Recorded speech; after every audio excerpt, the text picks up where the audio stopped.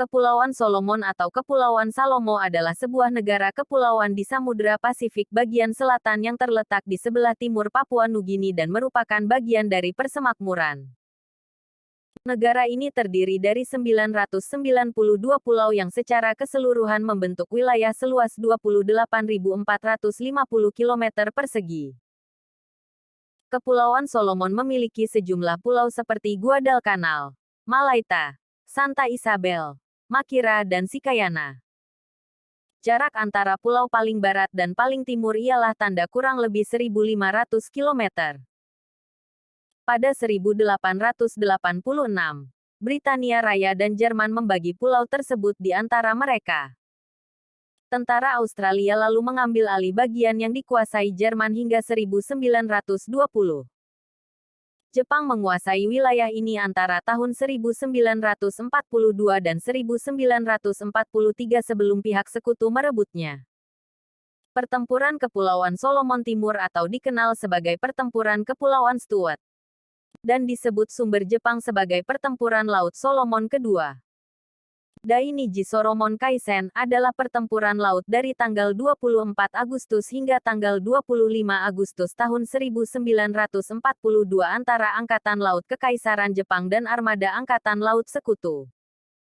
Pertempuran ini merupakan pertempuran antar kapal induk yang ketiga dalam Perang Pasifik Perang Dunia II. Sekaligus pertempuran laut terbesar kedua antara Jepang dan Amerika Serikat sepanjang kampanye Guadalcanal. Seperti halnya pertempuran Laut Karang dan pertempuran Midway, kapal-kapal dari kedua pihak yang berperang tidak pernah berada dalam jarak visual langsung satu sama lainnya.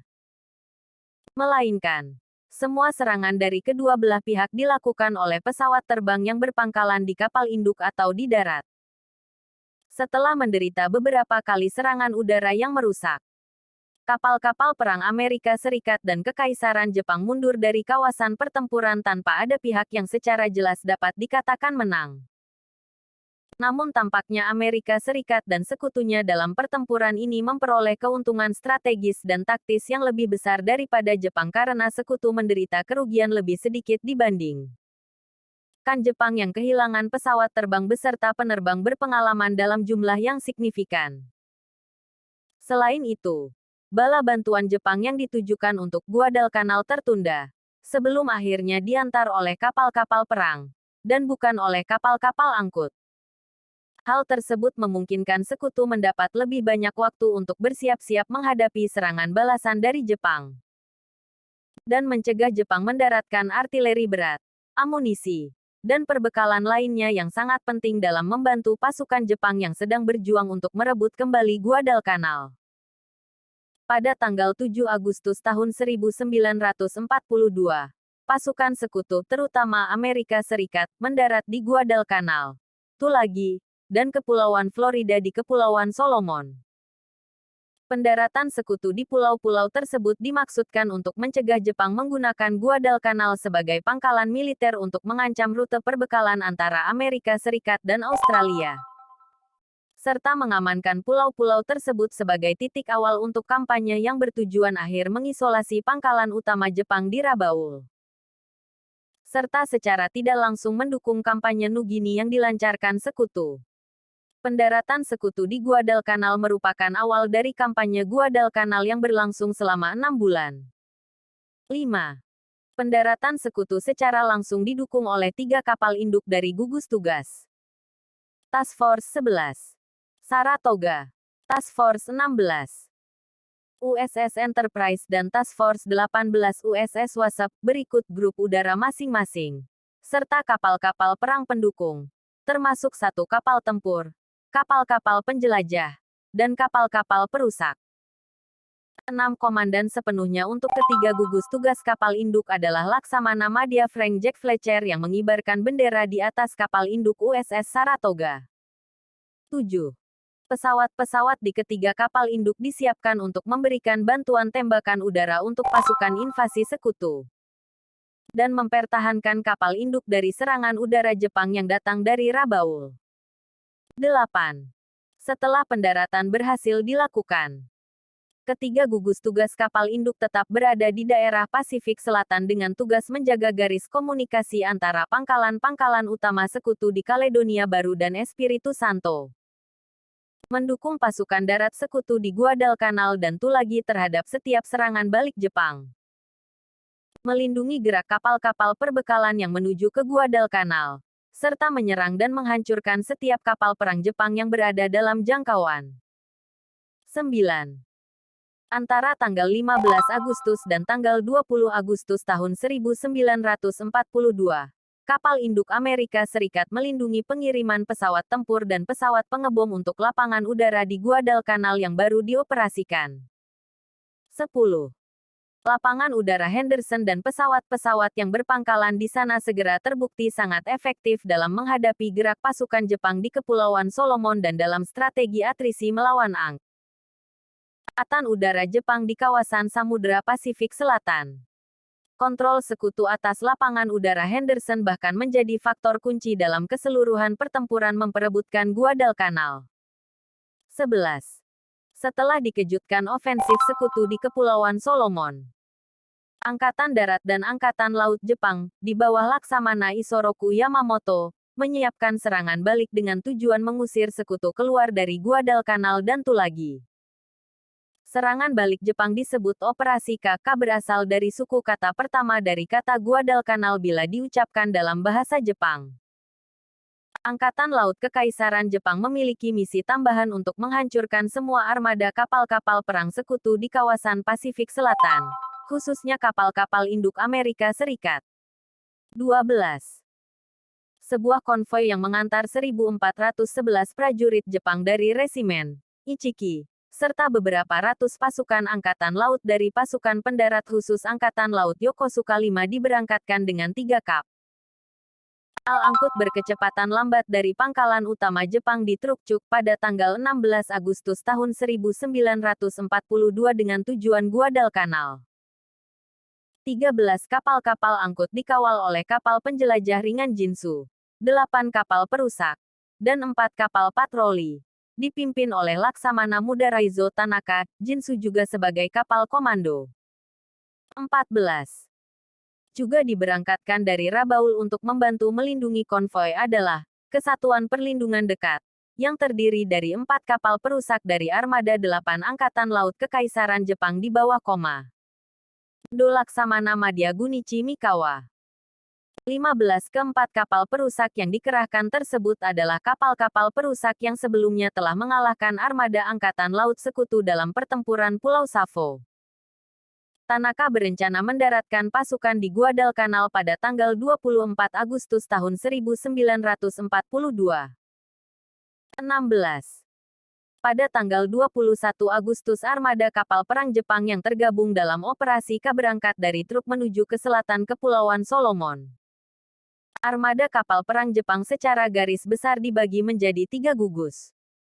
Gugus utama terdiri dari kapal induk Jepang Zuikaku dan Sokaku.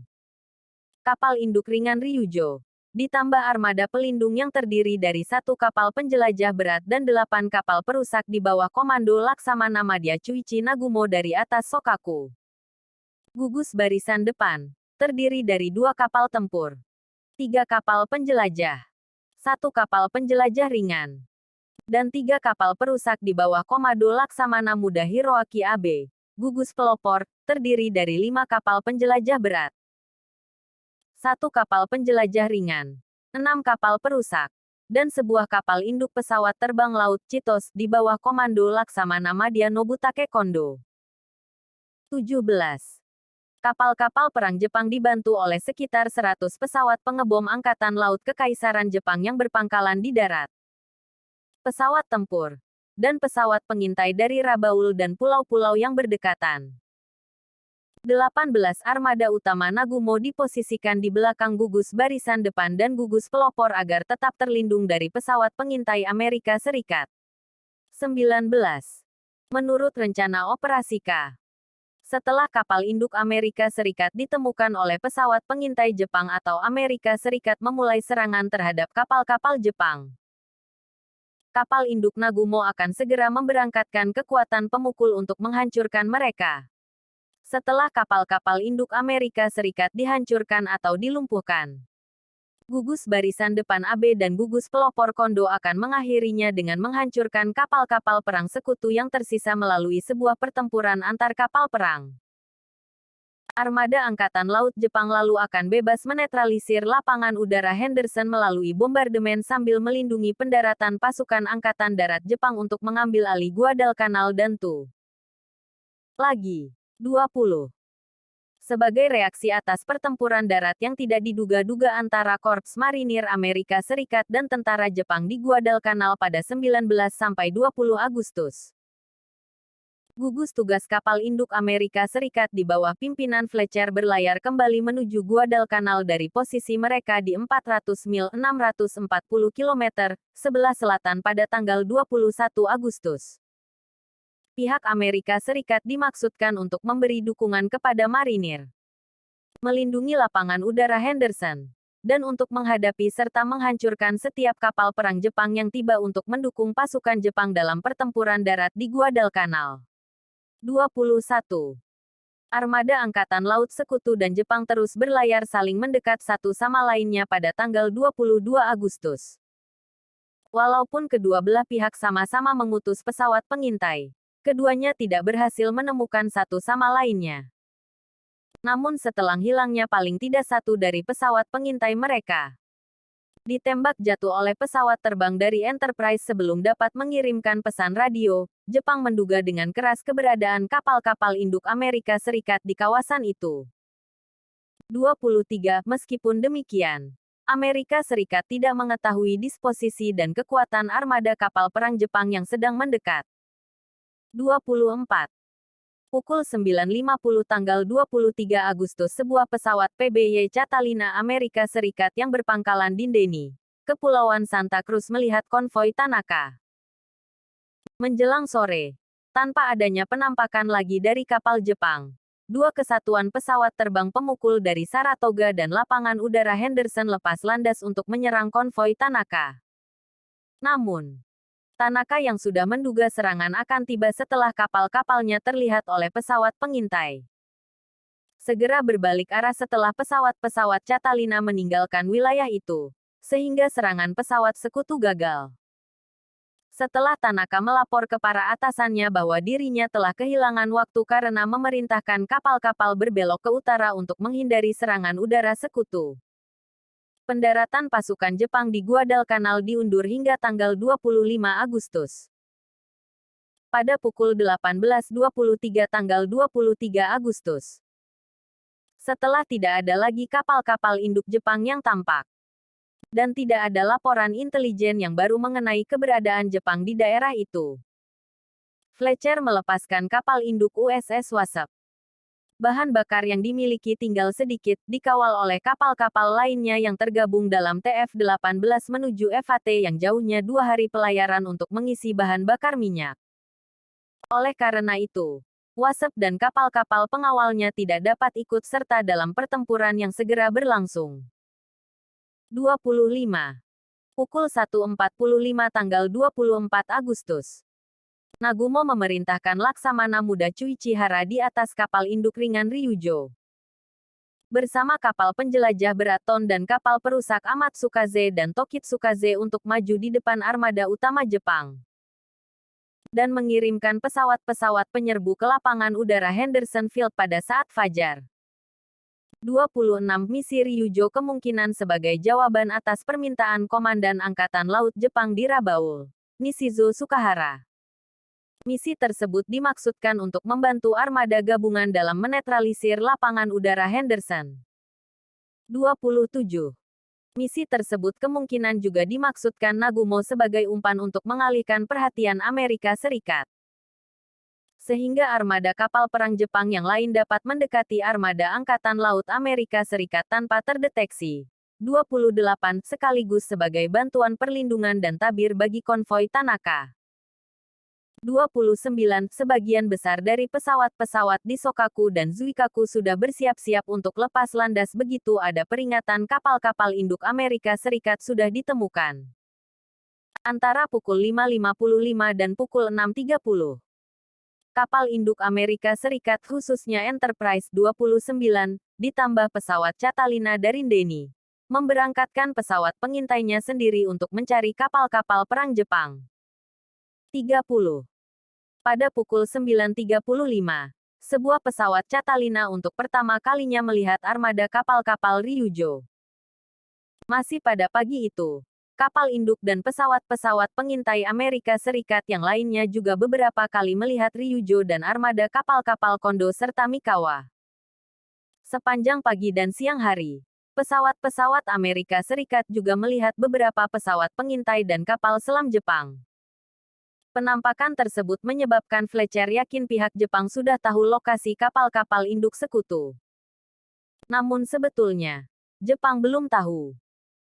Fletcher masih ragu untuk memerintahkan serangan ke gugus kapal-kapal perang Ryujo hingga dirinya yakin betul bahwa tidak ada lagi kapal-kapal induk Jepang yang ada di daerah itu.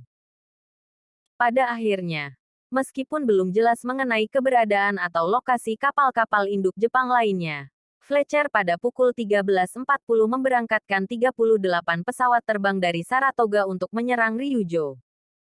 Meskipun demikian, Fletcher tetap menyisakan pesawat-pesawat terbang di kedua kapal induk Amerika Serikat dalam keadaan siaga, kalau-kalau ada armada kapal induk Jepang yang terlihat.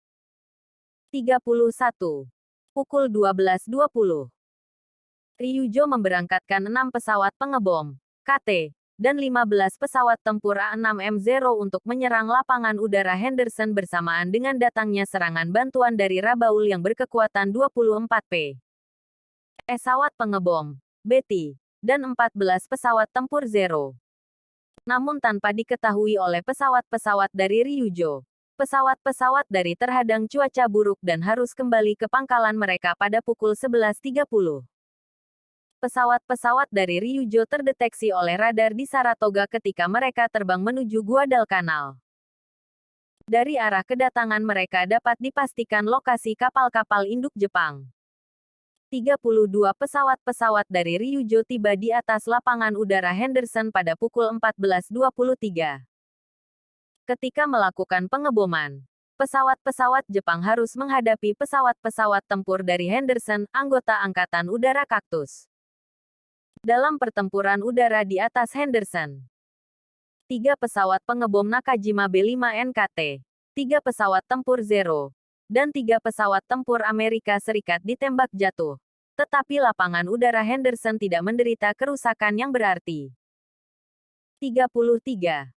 Pada pukul 14.25, pesawat pengintai Jepang dari kapal penjelajah Chikuma melihat kapal-kapal induk Amerika Serikat.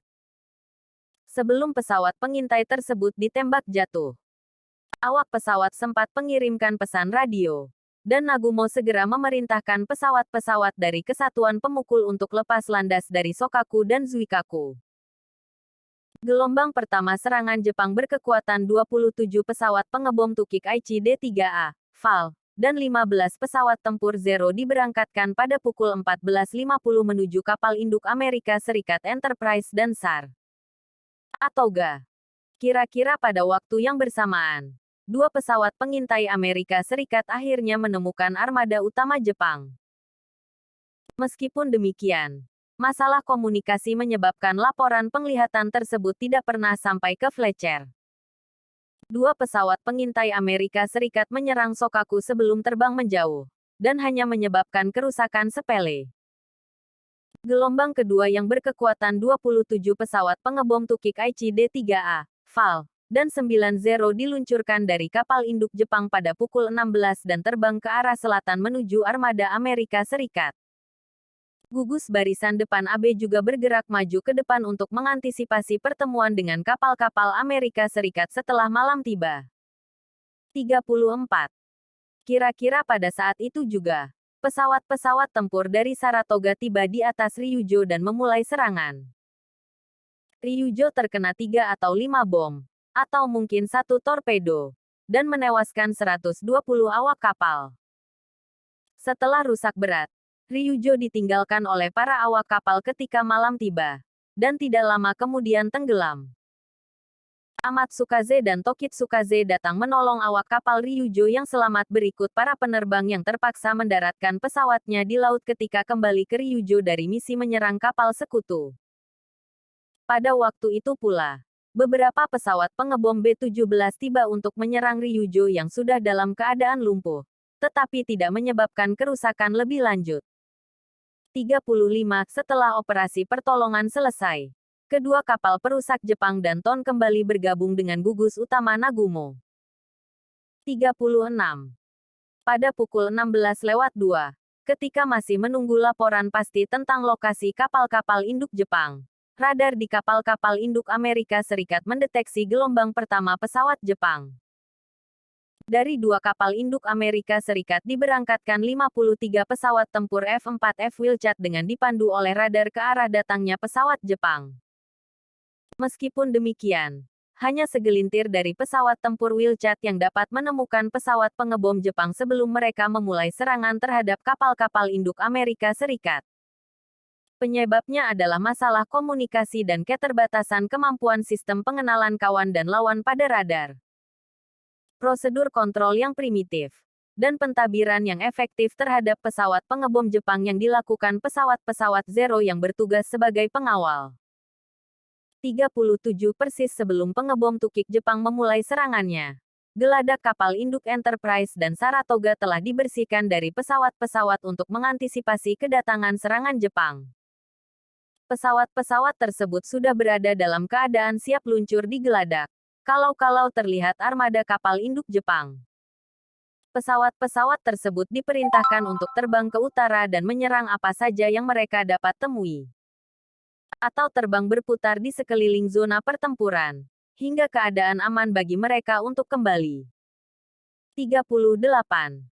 Pada pukul 16:29, pesawat-pesawat pengebom tukik Jepang memulai serangan mereka. Walaupun beberapa di antaranya berusaha menyusun serangan terhadap Saratoga, mereka dengan cepat mengalihkan serangan ke kapal induk Enterprise yang berada di dekatnya. Enterprise dijadikan sasaran hampir semua pesawat Jepang dalam usaha nekat untuk mengacaukan serangan mereka. Beberapa pesawat Wheelchat terbang mengejar pesawat-pesawat pengebom Jepang yang sedang melakukan serangan menukik. Walaupun sedang ditembaki artileri anti-pesawat dari Enterprise dan kapal-kapal perang pelindungnya. 40 selain beberapa pesawat pengebom FAL, Jepang, sejumlah 4 pesawat tempur Wheelchat tertembak jatuh oleh tembakan anti-pesawat. 41. Berkat tembakan anti-pesawat yang efektif dari kapal-kapal perang Amerika Serikat, dibantu manuver mengelak, bom-bom dari 9 pesawat FAL yang pertama gagal mengenai Enterprise. Namun pada pukul 16:44, sebuah bom penembus perisai aksi lambat menembus dek pesawat di dekat lift belakang dan melewati 3 lapis geladak sebelum meledak di bawah lambung timbul menewaskan 35 awak dan melukai 70 lainnya. Air laut yang masuk menyebabkan Enterprise agak miring ke salah satu sisi. Tetapi ledakan tersebut tidak membahayakan integritas lambung kapal. 42. Hanya dalam 30 detik kemudian, bom dari pesawat FAL berikutnya jatuh persis 4,5 meter, 15 feet, jauhnya dari tempat jatuhnya bom pertama. Ledakan bom tersebut menyambar ke peti bubuk mesiu untuk meriam 5 inci yang berada di dekatnya, menewaskan 35 personel meriam yang berada di dekatnya dan menyebabkan kebakaran besar. 42. Sekitar 1 menit kemudian, pada pukul 16:46, bom ketiga dan terakhir jatuh mengenai Enterprise di geladak pesawat depan, tidak jauh dari tempat jatuhnya 2 bom pertama. Bom tersebut jatuh langsung meledak, menyebabkan lubang sebesar 3 meter di geladak, tetapi tidak menyebabkan kerusakan lebih lanjut. 42. 4 pesawat FAL lainnya memisahkan diri dari kawanan yang menyerang Enterprise untuk menyerang kapal tempur Amerika Serikat North Carolina. Tetapi semua bom yang dijatuhkan mereka luput, dan keempat pesawat FAL itu ditembak jatuh oleh tembakan anti-pesawat atau pesawat tempur Amerika Serikat. Serangan udara Jepang berakhir pada pukul 16:48. Dan pesawat Jepang yang selamat berkumpul dalam gugus-gugus kecil dan kembali ke kapal masing-masing. 43. Kedua belah pihak mengira telah mengakibatkan kerusakan yang sangat besar di pihak lawan. Tetapi perkiraan mereka sebetulnya jauh dari kenyataan. Pihak Amerika Serikat mengklaim telah menembak jatuh 70 pesawat terbang Jepang.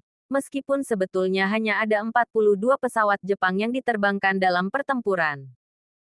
Kerugian pihak Jepang yang sebenarnya dalam pertempuran adalah 25 buah pesawat yang jatuh akibat berbagai sebab.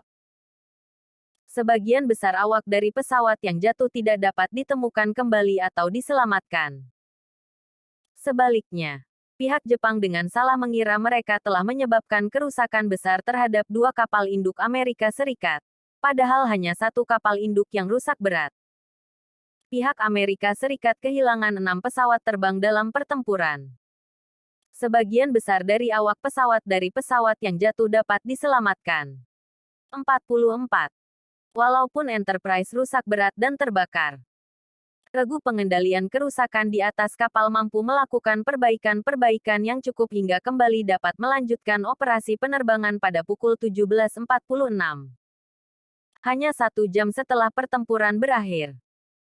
45 pada pukul 18:05.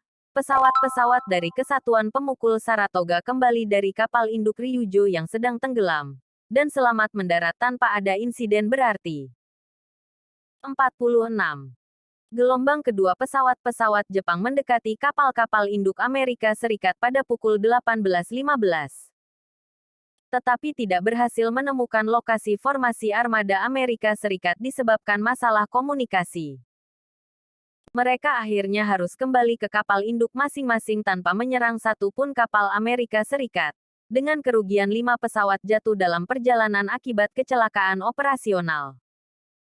47 Sebagian besar pesawat kapal induk Amerika Serikat yang diluncurkan persis sebelum serangan gelombang pertama Jepang, gagal menemukan sebuah sasaran pun. Namun, 5 TBF Avenger dari Saratoga melihat gugus pelopor Kondo dan menyerang kapal induk pesawat terbang laut Chitos. Dengan hasil 2 bom nyaris telak yang mengakibatkan kerusakan berat terhadap kapal yang memang tidak dilengkapi perisai. 48 Pesawat-pesawat Amerika Serikat yang berpangkalan di kapal induk mendarat di lapangan udara Henderson atau Depaat kembali ke kapal induk masing-masing setelah senja. 49 Kapal-kapal Amerika Serikat mundur ke arah selatan untuk keluar dari jangkauan kapal-kapal perang Jepang yang sedang mendekat. Pada kenyataannya, gugus barisan depan AB dan gugus pelopor Kondo berlayar ke selatan untuk berusaha mengejar gugus tugas kapal induk Amerika Serikat dan menantangnya dalam pertempuran laut. Tetapi armada Jepang berbalik arah saat tengah malam tanpa pernah bertemu dengan kapal-kapal perang Amerika Serikat. Gugus utama Nagumo juga mundur ke arah utara setelah menderita kerugian pesawat dalam jumlah besar dan bahan bakar yang tinggal sedikit. 50. Konvoi bala bantuan di bawah pimpinan Tanaka memperkirakan 2 kapal induk Amerika Serikat telah berhasil dilumpuhkan dalam pertempuran setelah mengalami rusak berat. Konvoi bala bantuan Jepang kembali dilayarkan menuju Guadalcanal dan telah berada dalam jarak 150 mil (240 km) dari tujuan mereka pada pukul 8 tanggal 25 Agustus tahun 1942. Pada waktu itu, konvoi Tanaka dikawal oleh 5 kapal perusak yang telah selesai bertugas membombardir lapangan udara Henderson dan menyebabkan kerusakan ringan di sana pada malam sebelumnya. 51. Pada pukul 8:05. Sejumlah 18 pesawat dari lapangan udara Henderson menyerang konvoi Tanaka, mengakibatkan kerusakan berat pada Jinsu, menewaskan 24 awak kapal, dan membuat Tanaka kehilangan kesadaran. Kapal angkut pasukan Kinryumaru juga terkena dan akhirnya tenggelam. Ketika menghampiri Kinryumaru untuk menolong para awak kapal dan prajurit, kapal perusak Jepang Mutsuki juga diserang oleh 4 pesawat B-17 dari Espiritu Santo yang berhasil menjatuhkan 5 bom secara tepat di Mutsuki dan sekitarnya hingga tenggelam dengan segera. Tanaka sudah kembali sadar dan tidak terluka, walaupun terguncang. Setelah dipindahkan ke kapal perusak Kagero, Tanaka memerintahkan Jinsu untuk kembali ke truk dan memimpin konvoi ke pangkalan Jepang di Kepulauan Shortland. 52. Pihak Jepang dan Amerika Serikat keduanya memilih untuk menarik mundur secara total kapal-kapal perang mereka dari daerah pertempuran. Dan pertempuran berakhir. Sebelum akhirnya dipulangkan ke Truk pada tanggal 5 September tahun 1942. Kapal-kapal perang Jepang tetap berkeliaran di dekat utara Kepulauan Solomon. Tetapi jauh dari jangkauan terbang pesawat-pesawat Amerika Serikat yang berpangkalan di lapangan udara Henderson. 53. Pertempuran ini umumnya secara garis besar dianggap sebagai kemenangan strategis dan taktis bagi Amerika Serikat. Japanese menderita kerugian lebih banyak kapal, pesawat terbang berikut para penerbangnya, dan pengiriman pasukan bala bantuan Jepang untuk Guadalcanal tertunda. 54 mengenai pentingnya pertempuran ini. Sejarawan Richard B. Frank menyimpulkan, pertempuran Kepulauan Solomon Timur tidak diragukan lagi merupakan kemenangan Amerika. Tetapi pertempuran ini hanya sedikit menyumbang bagi hasil jangka panjang, selain dari makin berkurangnya jumlah penerbang terlatih dalam skuadron Jepang. Pasukan bala bantuan Jepang yang tidak bisa didatangkan dengan kapal angkut berkecepatan lambat, nantinya dikirim ke Guadalcanal dengan cara lain. 55. Pihak Amerika Serikat hanya kehilangan 7 awak pesawat dalam pertempuran ini. Sebaliknya, Jepang kehilangan 61 penerbang berpengalaman yang sulit diganti oleh Jepang karena keterbatasan kapasitas program pelatihan dan tidak adanya penerbang cadangan yang terlatih. 56. Pasukan yang diangkut oleh konvoi Tanaka kemudian dipindahkan ke kapal-kapal perusak di Kepulauan Shortland dan diantarkan ke Guadalcanal tidak sesuai dengan rencana. Melainkan dalam beberapa kali konvoi yang tidak membawa sebagian besar peralatan berat mereka. Mulai tanggal 29 Agustus tahun 1942. 57. Bukti dari nilai strategis lapangan udara Henderson dapat dilihat dari tenggelamnya kapal perusak Jepang Asagiri dan 2 kapal perusak Jepang lainnya rusak berat pada tanggal 28 Agustus tahun 1942 di Selat Georgia. Baru 70 mil 130 km sebelah utara Guadalcanal oleh pesawat-pesawat Amerika Serikat yang berpangkalan di lapangan terbang itu. 58. Pertempuran memperebutkan Guadalcanal berlangsung tanpa ada pihak yang kalah atau menang selama 2 bulan lamanya. Termasuk perang darat yang sengit di punggung Bukit Edson pada tanggal 13 September tahun 1942, dan pertempuran laut skala besar di Tanjung Esperance pada awal Oktober. Kapal induk Enterprise berlayar ke Pearl Harbor untuk menjalani perbaikan besar, dan diselesaikan pada tanggal 15 Oktober tahun 1942. 59 Enterprise kembali ke Pasifik Selatan pada tanggal 24 Oktober tahun 1942.